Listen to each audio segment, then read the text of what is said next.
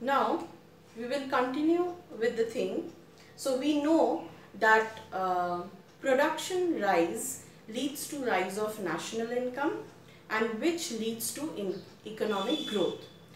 Now if the production does not rise but there is a rise in national income due to increase in prices, we call it inflationary increase of income, and it is not coming out due to production rise. So that cannot be considered as economic growth.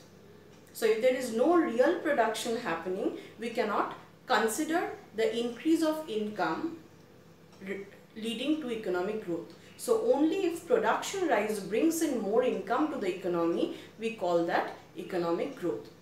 Now sometimes it may be seen that production has happened, production has increased,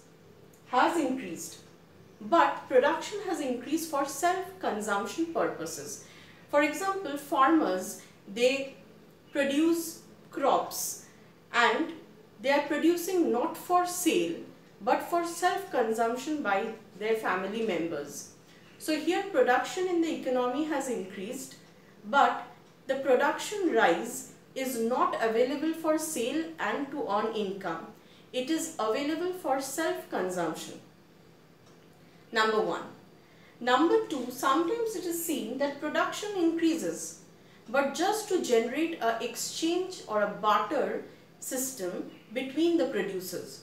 For example, I am producing rice and there is another producer who is producing pulses, and we are doing that for what purpose? Not for sale in the market, but whatever extra rice I have, I will be exchanging with the other producer to get pulses, and he will be exchanging the pulses for rice. So we are actually in a society where things are happen for mutual benefit. So each of the producers who are selling rice and pulses, they are increasing the production just to initiate their own dealings. I will be giving a part of my rice, then I can get pulses from him, and he will be he will be exchanging the pulses to me for rice. So here only two producers are benefited from this barter that is occurring.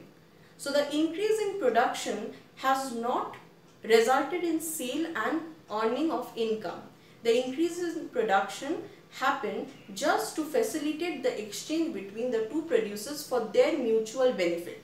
So that type of production increase, which is not for sale in the market, it cannot lead to rise of a national income. So production, if it increases for self-consumption purposes or for exchanging among the producers, it cannot be considered an increase in NNP or increase in net national production, because that production will not lead to increase in national income or per person income. So they cannot be considered. That means the production have increased, so its increase should contribute to the income.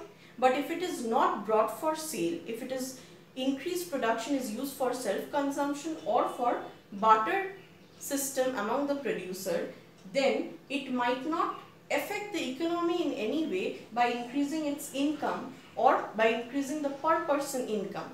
So we cannot consider this type of production increase as a part of increase in net national product in real basis, because it does not lead to increase in income.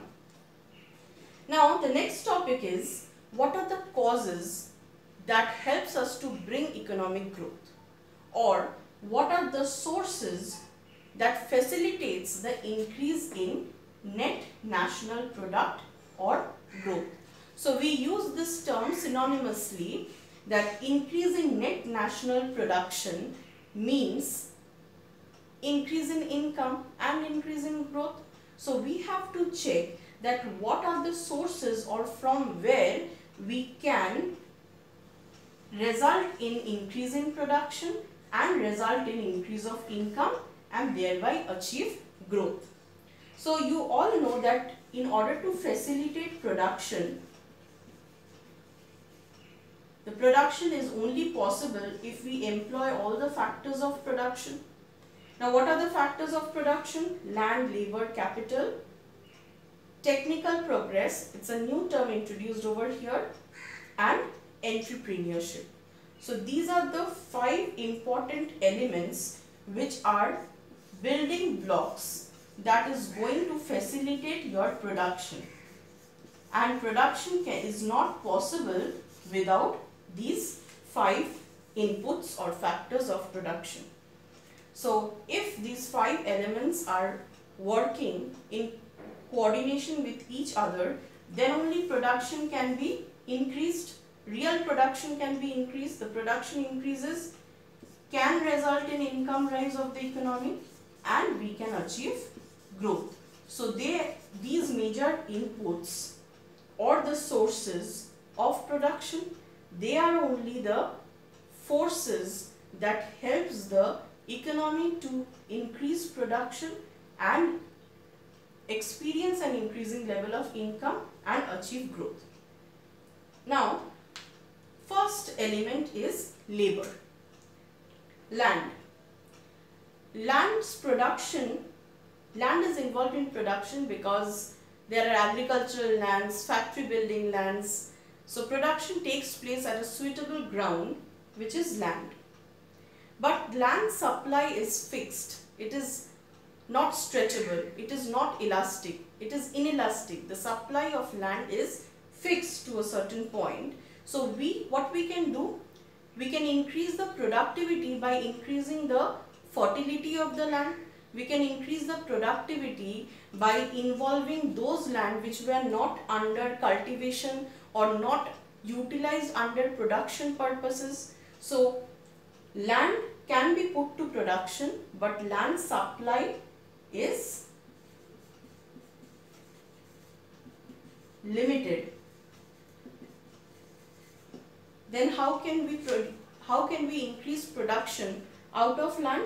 Only by involving all those land which were not used earlier, but we cannot stretch the extent of land to increase the production. So land can benefit to increase production is limited. Lands as a factor of production is limited. So land's contribution in increasing production is also limited. Now coming to labor. Now labor, if more and more labor participation increases, first of all, if the population grows, then more labor we will get from the economy, and that can lead to rise of production. That is number 1. If total population size grows, then labor coming out of the population will be more and their participation will help the production to rise further. And the next thing is, if population is kept constant.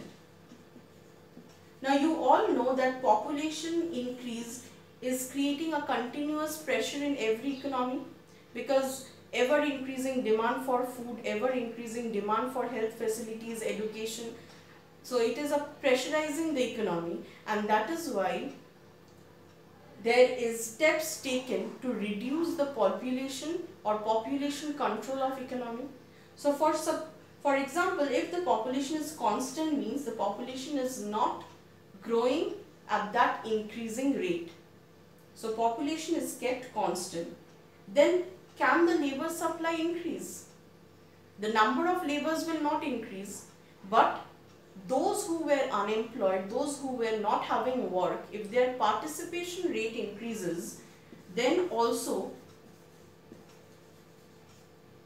if labor participation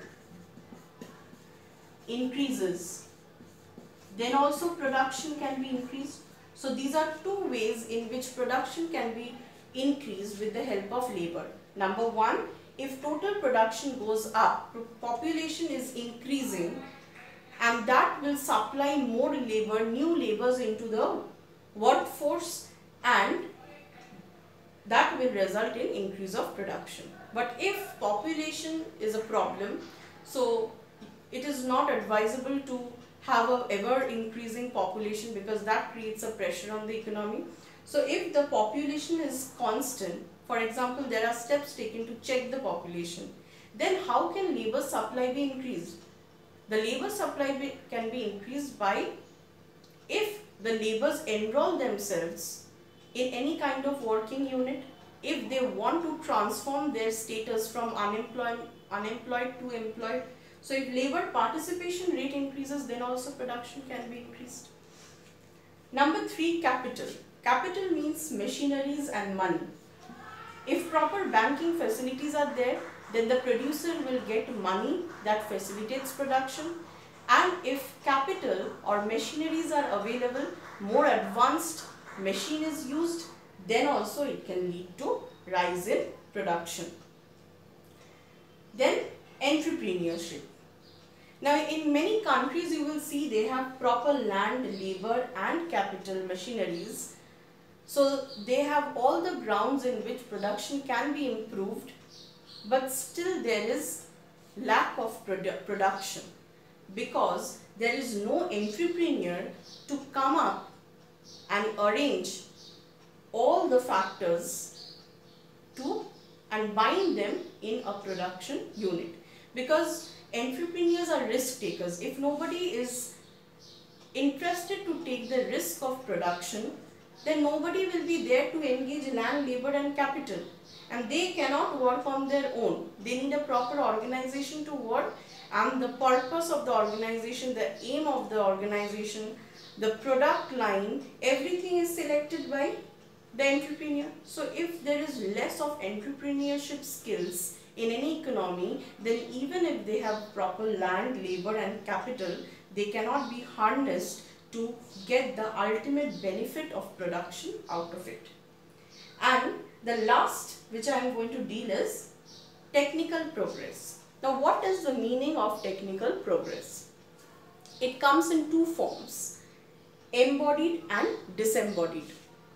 Now what do you mean by disembodied? Disembodied means there is a rise in production from the same labor force, from using the same machineries and the same land piece, but there is a sudden hike or increase in production that is taking place. So this increase in production that has happened is due to what factor? Or what factor, that is whether land, labor or capital, which have resulted in such increased production? That is not known. Then we call disembodied technical progress. Explaining you once more, suppose the production is 200 units and suddenly the production gone up to 300. So production has increased. Now when production increases, we can say that income will also rise for the nation and it leads to growth. But what has led to such increase in production is unknown. That means whether the labor has become more productive, or the machineries have become more productive, or the land has become more productive in generating such increase in production.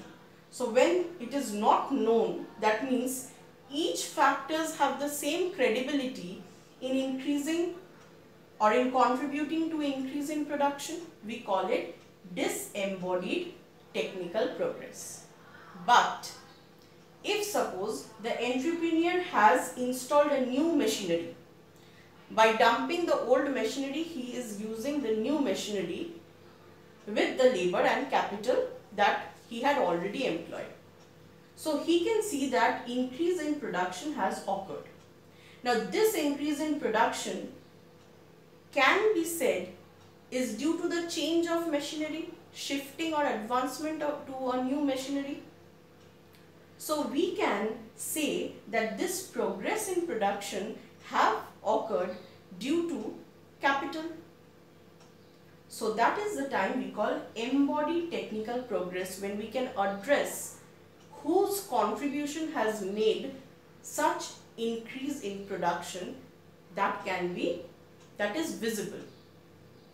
So here the technical progress of the capital is making the production to rise. So the production rise that has occurred, we will say it is embodied in capital. Embodied in capital means the progress has occurred in capital or machinery, and for that reason the production have increased. So these 5 things, land, labor, capital, technical progress and entrepreneur, they are the source from where production can be ultimately increased, income can be increased and growth can be achieved. So for production to rise, these are the 5 sources. The more efficiently you can make use of them, the more will be the production. Lands, since supply is limited, we can include some of the land which were not used. We can increase the fertility of the land to increase the production, but we cannot stretch it beyond a certain limit as it's inelastic in supply. Production increase or growth increase is not possible or not too much dependent on land. Then comes labor. If population increases, labor supply will increase, production will increase. And if population is kept constant and laborers who are unemployed want to be employed now, if their participation rate increases, then also production can be increased. So we can call labor as an important source that results in production rise. Similarly, machineries, advanced machineries, fuel efficient machineries are more productive. They can increase the production more than the outdated technologies. Every day new and new machineries are evolving, which helps in producing more and more, which are very much effective in increasing production. And fourth was entrepreneurship. If there is no one to take the risk of business, no one will